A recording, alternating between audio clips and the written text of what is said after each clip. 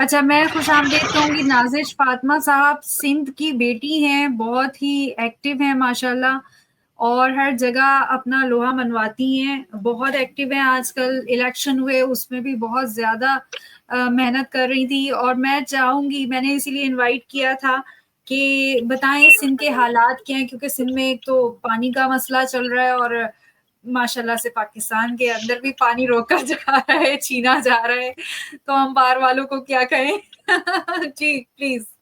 जी, अस्सलाम वालेकुम। सबसे पहले तो इफ़त सॉरी फॉर लेट जॉइनिंग, क्योंकि मैं अभी-अभी जो हमारे वकला भाई बैठे हुए हैं यहाँ पे धरने में, वहाँ पे पहुँचने वाली हूँ और रास्ते में यहाँ पे नेटवर्क का बहुत ज़्यादा इश्यू है। आपको मैं शक्ल से भी थकी हुई लग रही होंगी।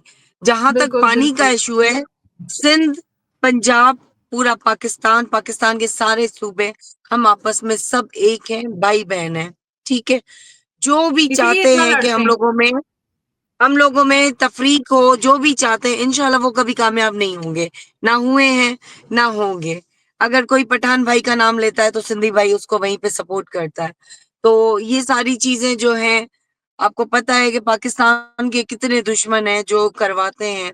जहां तक पानी बंद करने का सवाल है, तो इंडिया हमेशा हमें धमकियां देता है और फिर जब इंडिया हमारा पानी बंद करेगा तो इंडिया खुद डूब जाएगा, क्योंकि वहां पे सैलाब आ जाएगा।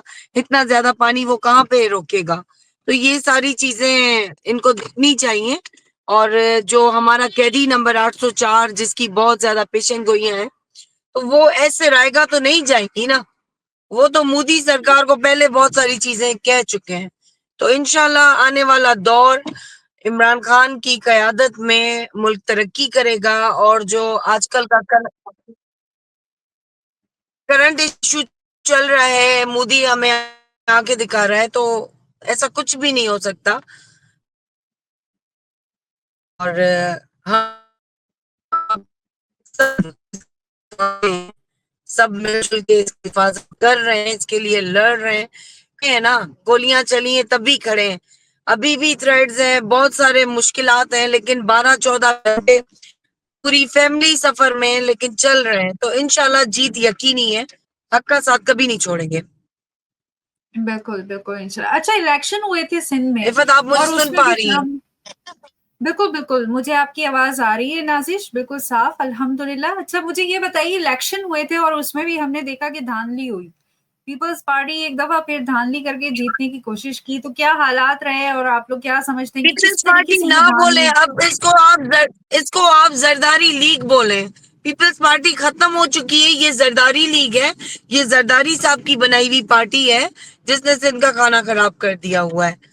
तो बात ये है कि इसको पीपल्स पार्टी तो ना कहे, पीपल्स पार्टी मोहतरमा थी तब तक थी। मैं मैं अब मैं आप पूरी सिंध का हाल मैं देखिए, आपको अभी मैं बेदर जिन नाम रास्तों बताऊं। से आई हूँ मैं ना, मैं दिल मैं आपको खून के बेदर नाम बताता हूँ। आंसू रो रहा है, क्योंकि मैं रोड आपको पे बेदर नाम बताता हूँ। आपको आवाज आ रही रोड है? पे आप ना कोई बोर्ड है, अच्छा पहले नहीं, ना मेरा कोई काफ़ी बोर्ड डिस्टेंस है, की ना वजह से ज़्यादा लोकेशन हो का पता चलता है, जी, जी। ना प्लीज़, प्लीज़। लोकेशन, कुछ भी नहीं है। यहाँ पे कोई सहूलत नहीं है। अल्लाह संभाल रहा है, अल्लाह अपने बंदों को चला रहा है, वरना सिंध हुकूमत ने सिर में बोर्ड की ज़रूरत नहीं, सितारे चमकते हैं। सितारा देखकर आज भी लोग जो है रास्ते अच्छा ढूँढते हैं। अच्छा मैं आपको बेदर नाम बताता हूँ इस पार्टी का। इस पार्टी का बेदर नाम है 10% पार्टी।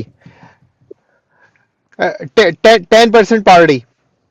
जी, असल में आज का प्रोग्राम मुझे लगता है कि ट्रैवलिंग शो होना चाहिए था, क्योंकि माशाल्लाह से सभी रास्तों में और हाँ, सबके सभी नेटवर्क सभी के साथ ट्रैवलिंग कर रहे हैं अभी।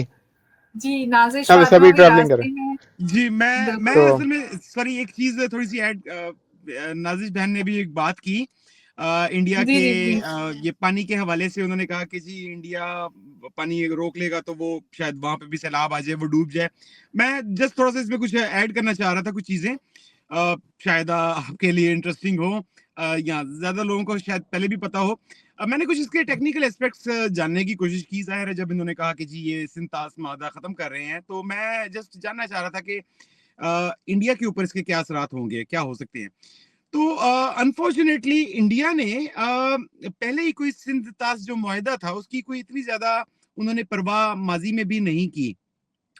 अ, उसकी मतलब अब सिंतास मुआहिदे के मुताबिक इंडिया के लिए इजाज़त नहीं थी कि वो ये जो 3 दरिया हैं हमारे, इनके ऊपर वो नहरें बना दे या इसके ऊपर डैम बना दे, लेकिन उन्होंने माजी में इनके ऊपर डैम्स ऑलरेडी बनाए हुए हैं। इंडिया असल में अलग एक बात, सॉरी मैं आपको बीच में डिस्टर्ब कर रही हूँ, इंडिया इसको अकेला डिसोन कर ही नहीं सकता क्योंकि ये मुआहदा दोनों पार्टीज की तरफ से हुआ है और ये वर्ल्ड बैंक इसमें जो है बीच में है। तो ये इंडिया जो है अपनी तरफ से भले ऐलान कर दे, लेकिन इंडिया यहाँ से भाग नहीं सकता, इंडिया को फेस करना पड़ेगा। इंडिया ने पाकिस्तान को, कश्मीर को मेले की मिठाई समझा हुआ है, तो ऐसा तो कुछ होने वाला नहीं है।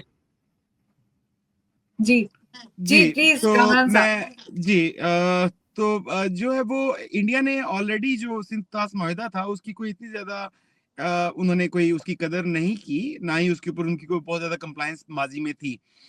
उन्होंने डैम्स ऑलरेडी कुछ बनाए हुए थे और नहरें उन्होंने बहुत सारी उसमें से ऑलरेडी निकाली हुई हैं। दो वो उन नहरों जी को कभी बंद कर देते हैं, कभी खोल देते हैं। तो अगर हम ये समझें कि इंडिया जब पानी रोकेगा तो उससे जो है वो इंडिया में कोई सैलाब की सूरत हाल हो जाएगी या इंडिया डूब जाएगा, तो मेरा नहीं ख्याल कि इसमें कोई हकीकत कोई ज्यादा है। दूसरा ये कि ये जो है ये इस वक्त जो इंडिया की कैपेबिलिटी है आपके दरियाओं का पानी रोकने की, वो तकरीबन 9 to 10% के करीब है। यानी कि जितना पानी आ रहा है उसमें से 10% पानी की वो 1 घंटे में कमी कर सकते हैं। लेकिन जो अगर वो सिंध तास मुआहदे से वाकई बाहर निकल जाता है, जी प्लीज अगर कामरान वो साहब। सिंध तास मुआहदे से अच्छा नाजिश का मैं बताती चलूं, नाजिश का मैसेज आया था कि वो धरने में पहुंच चुकी हैं और वहां पर नेट नहीं था, तो इसलिए वो अब मजीद हमारे साथ नहीं हो पाएंगी। जी प्लीज कंटिन्यू। ये आरिफ आप बेशक नॉट अ प्रॉब्लम, आप जाएं और एंजॉय योर डे।